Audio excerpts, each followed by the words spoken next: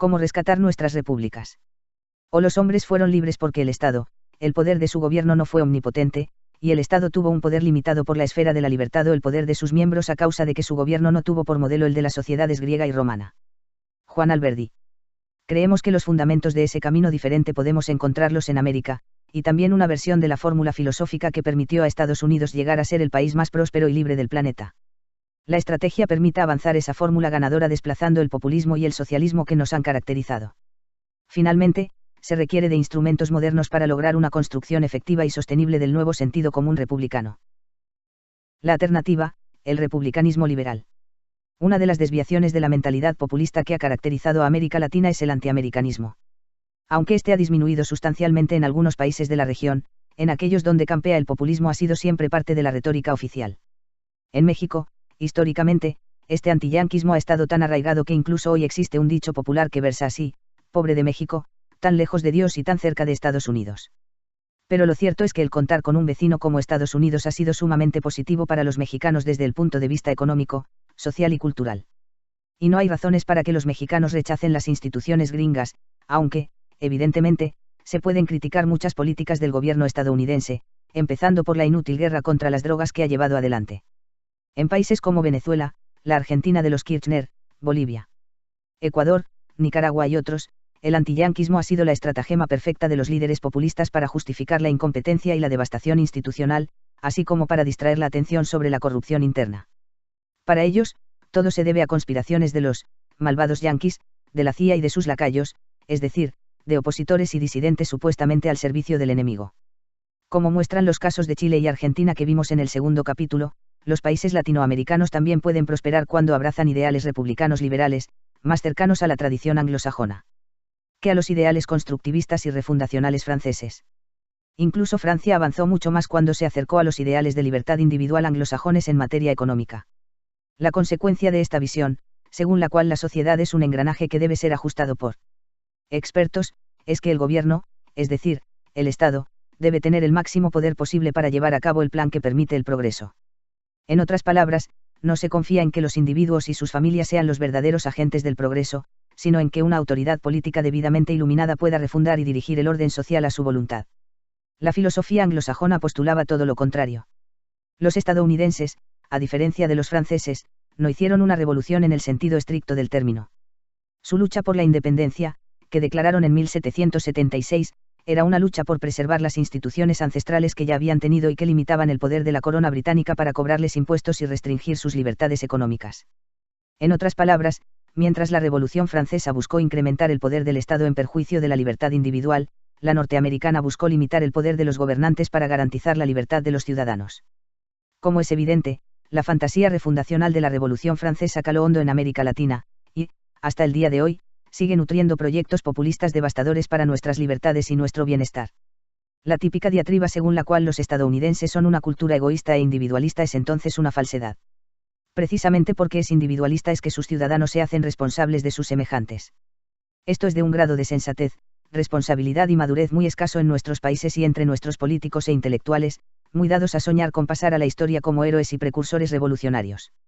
Lo que América Latina y buena parte del mundo debe aprender de ese Estados Unidos de los padres fundadores es su confianza en la libertad de las personas, su escepticismo frente al poder del Estado y el rechazo a las aventuras utópicas refundacionales.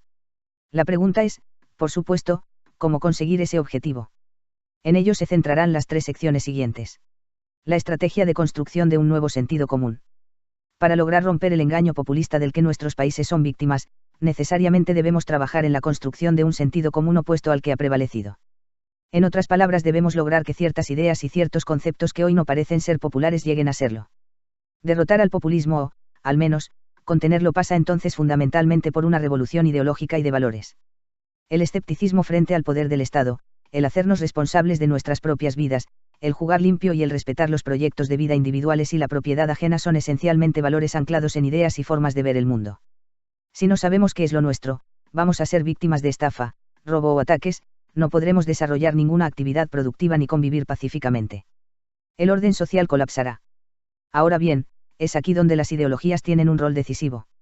Ideologías como el comunismo, explica North, las ideologías son un aspecto clave para entender el mal desempeño económico de los países del tercer mundo, donde éstas, por lo general, conducen a políticas e instituciones que no alientan las actividades productivas. Esto porque, según explica el mismo North, en democracia las personas tienden a votar por razones ideológicas más que racionales, poniendo presión para que las instituciones formales cambien hacia modelos que destruyen incentivos para salir adelante. No sirve de mucho ganar elecciones si no se logra un cambio de fondo en la mentalidad y la cultura de un país, porque, como hemos visto mil veces en América Latina, luego regresan los populistas de siempre y destruyen lo avanzado.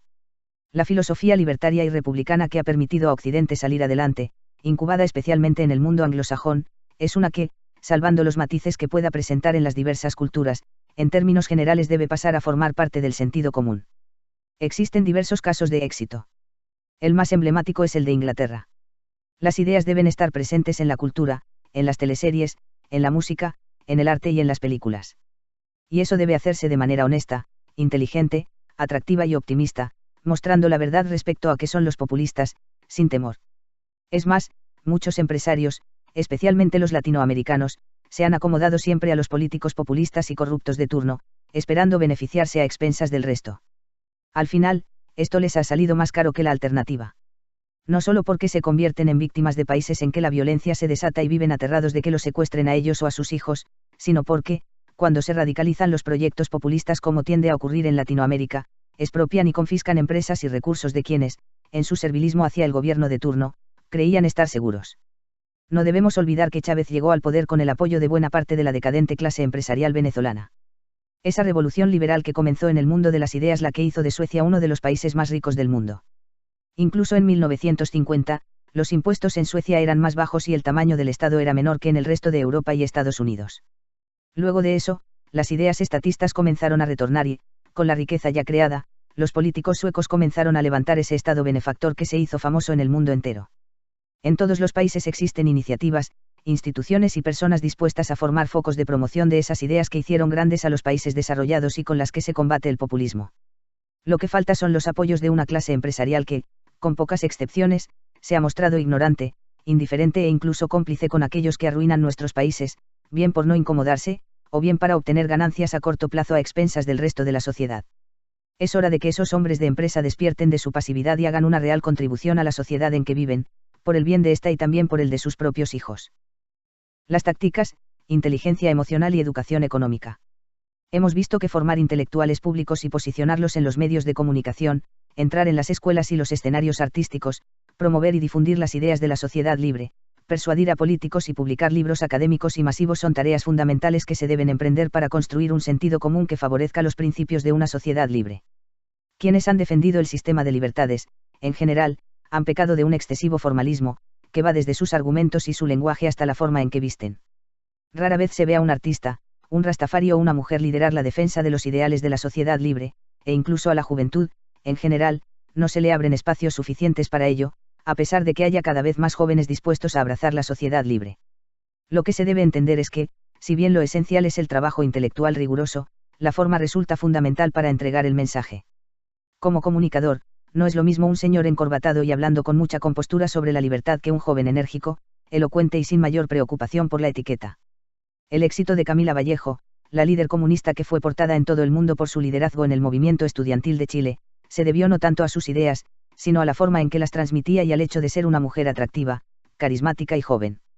Lo mismo ocurrió en el caso del Che Guevara. No hay que ser un genio para entender que su éxito como símbolo pasaba por la estética más que por la ética del mensaje, y que si hasta hoy se venden camisetas con la imagen de su rostro.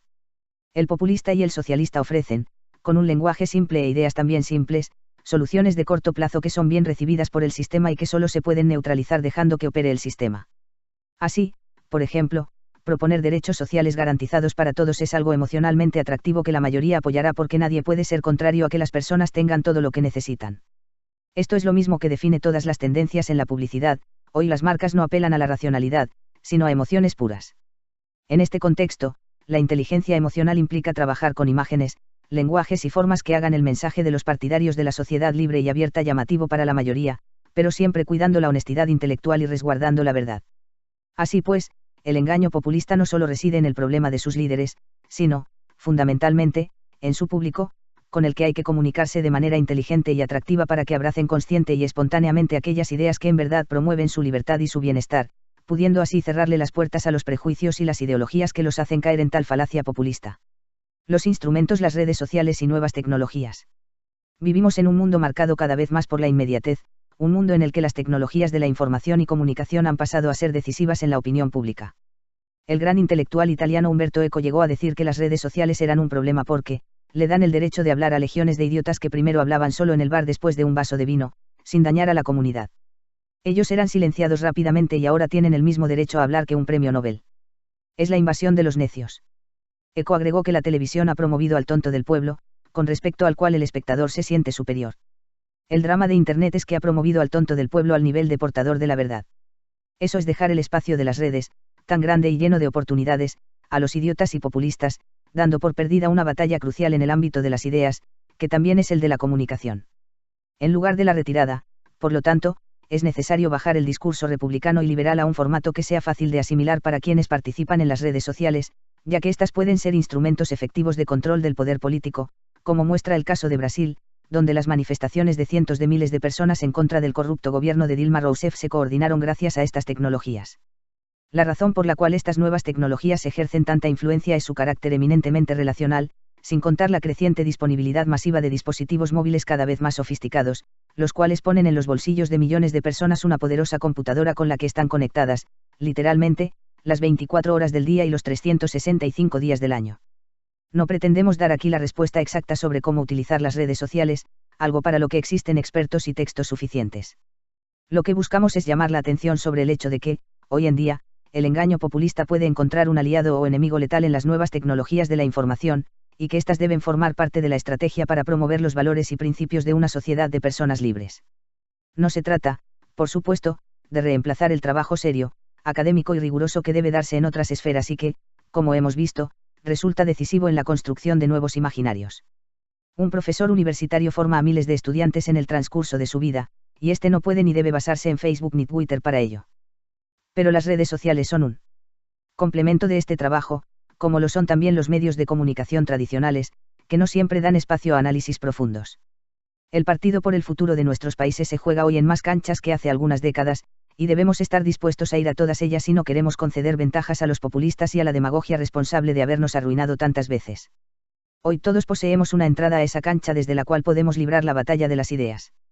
A través de Facebook, Twitter, Instagram o YouTube y mañana a través de otros medios que irán surgiendo en este dinámico mundo, en cualquier momento, cualquiera puede contribuir a desmantelar la falacia populista y fortalecer en otros las ideas que evidencian que la libertad, el individuo, el Estado de Derecho y la República son una alternativa real al engaño populista que América Latina ha sufrido y que hoy también amenaza a España. Epílogo. Simón Bolívar dijo alguna vez que hemos vivido dominados por el engaño, y tenía razón. En América Latina y algunas partes de Europa se nos ha contado una historia llena de mentiras y falacias con el fin de hacer aceptables proyectos políticos e ideológicos que buscan concentrar el poder en unas pocas manos y enriquecer a diversos grupos de interés de manera corrupta. No es que todos los que han apoyado programas populistas e ideológicos totalitarios o autoritarios hayan tenido malas intenciones o no hayan creído de verdad lo que promovían. No hay duda de que el Che Guevara creía en sus ideales, pero eso no significa que haya sido una buena persona ni lo exime de la responsabilidad por los asesinatos y torturas que llevó a cabo. Es posible también que Chávez creyera fervientemente en su socialismo del siglo XXI, pero eso no lo exculpaba de su autoritarismo, de las violaciones a los derechos humanos que su régimen cometió y de la miseria generalizada que su sistema de ideas causó en Venezuela. Lo mismo puede decirse de Castro, los Kirchner, Morales, Correa, Ortega, Rousseff, Bachelet y, usando otro término de Plinio Apuleyo, Carlos Alberto Montaner y Álvaro Vargas Llosa, otros aspirantes a fabricantes de miseria, como Pablo Iglesias y López Obrador. Sin embargo, para que el ciclo populista llegue a su fin y no regrese, es imprescindible cambiar el sentido común prevaleciente entre las élites y la población para de hacer de las ideas liberales republicanas un patrimonio cultural común.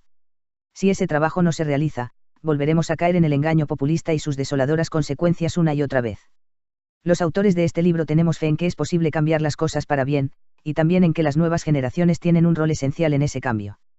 Estas tienen hoy más herramientas que nunca para informarse, educarse y movilizarse en pos de aquellos ideales que han permitido a otras naciones prosperar y que, incluso en las nuestras, han mostrado tener éxito cuando se han aplicado de la manera correcta. Lo que esto nos demuestra es que el subdesarrollo no es un problema geográfico ni de recursos naturales, sino eminentemente mental y cultural. La titánica tarea de cambiar la mentalidad y las conciencias de las personas es lo único que nos permitirá superar el subdesarrollo, y también la miseria económica, social, política y humana a la que el populismo nos condena.